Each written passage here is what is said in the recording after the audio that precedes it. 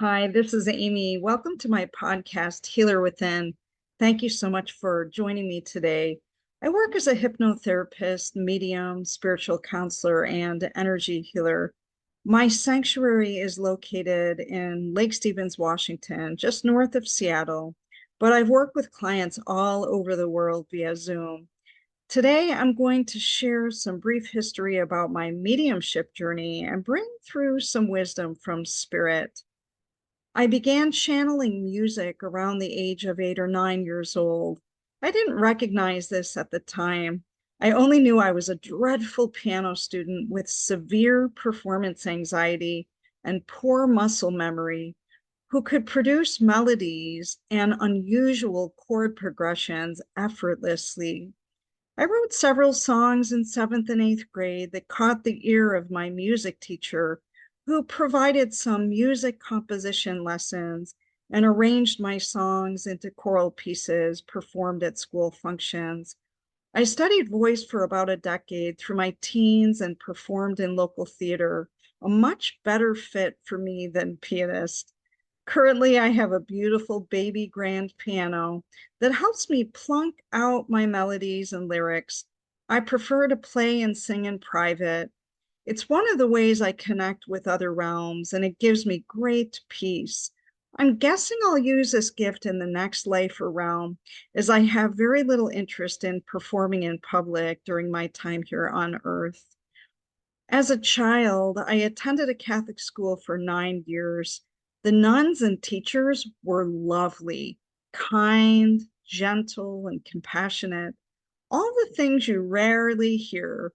My parents were rather liberal and progressive Christians who encouraged freedom of thought. My religious papers, a mechanism for expressing freedom of thought, were sent home from school routinely by the teachers and nuns to be read and signed by my parents, who actually got a good hearty laugh and high-fived each other as they passed in the hallway.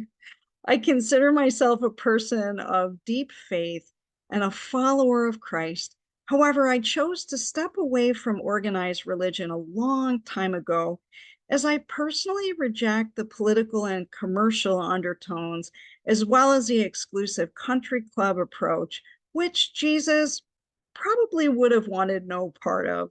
Moreover, I believe in the mystical interpretation of the Bible and much prefer to follow the inspirations of the late Dolores Cannon, a hypnotist considered to be the recoverer of lost knowledge.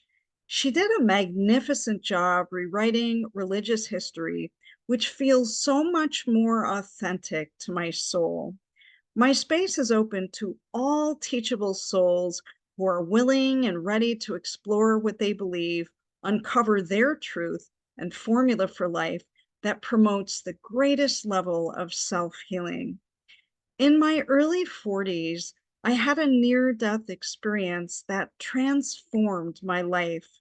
It transformed the way I think and how I process information.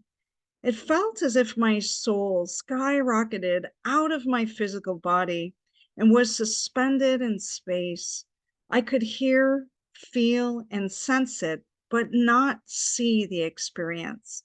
In what feels like milliseconds, I could experience the emotional impact my death would have on my loved ones and how I would feel leaving them. To this day, I can't put into words the magnitude of this experience, which was so far beyond any human experience I had ever had. I was given the choice of whether to stay or go. And as a condition of deciding to stay on Earth, I was told I would need to live more intentionally. I had no idea what this would entail, but I knew moving forward, whatever I experienced, moving forward would be co-created. This near-death experience blew the door open between the earthly realm and a multitude of other dimensions. I began experiencing abilities associated with evidential mediumship, physical mediumship, and energy healing. As you may know, evidential mediumship is also known as mental mediumship, where information from the other side is brought through in the form of pieces of evidence. Physical mediumship is the ability to manifest physical evidence of the spirit realm. I'll just share a few details of how this journey unfolded. Some of my work as a hypnotist medium is helping clients move through grief and loss by connecting with deceased loved ones or connecting with creator or guides as they move through major life transitions. Taking this a step further, many of my grief and loss clients can see, feel, smell, and experience the sensation of being touched by a loved one who has passed over during the course of our sessions. It's profoundly healing for those who are open and ready. With the assistance of spirit, light beings or balls of energy can be created in my space and used to promote self-healing in my clients emotionally and or physically. These energies can often be caught on video or even seen by the human eye of those who carry higher frequencies. All of my sessions involve me channeling spirit, who can shed light and wisdom on some of our emotional, spiritual challenges here on Earth. Spirit guides can also provide productive insights.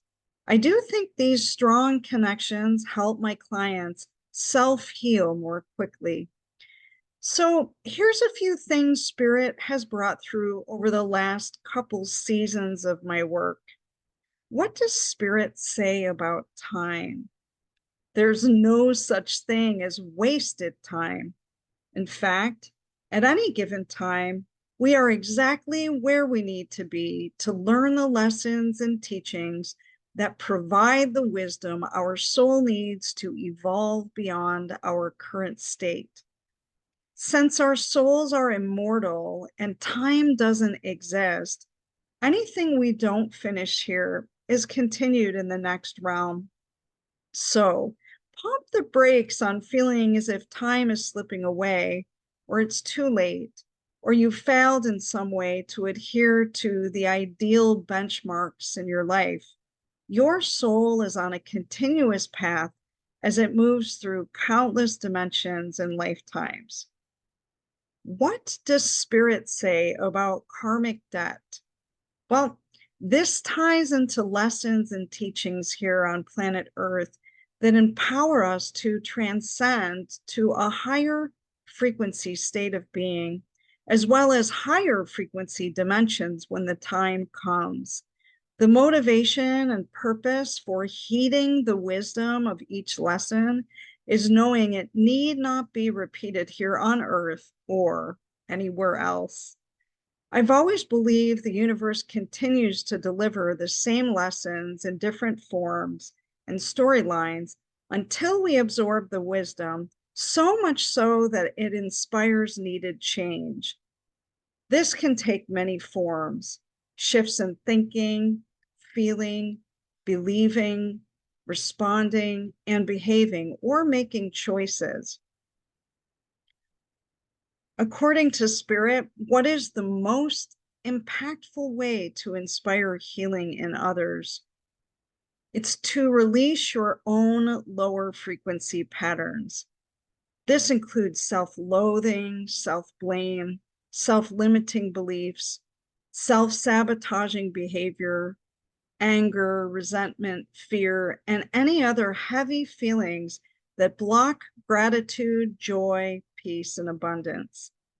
In the self-healing sessions I facilitate, these lower frequency patterns can transmute and transform into energies that align with the higher self and divine source. And what's the secret ingredient for self-healing? Spirituality. It's about being open to connecting with higher realms and energies, whomever, whatever that is to you.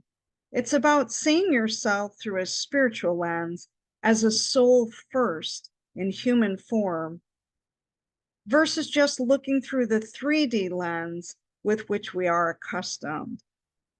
Once you've opened your spiritual pathways to receive divine guidance, the drama trauma of the earthly realm becomes less significant and even obsolete. In a way, it's like you outgrow it.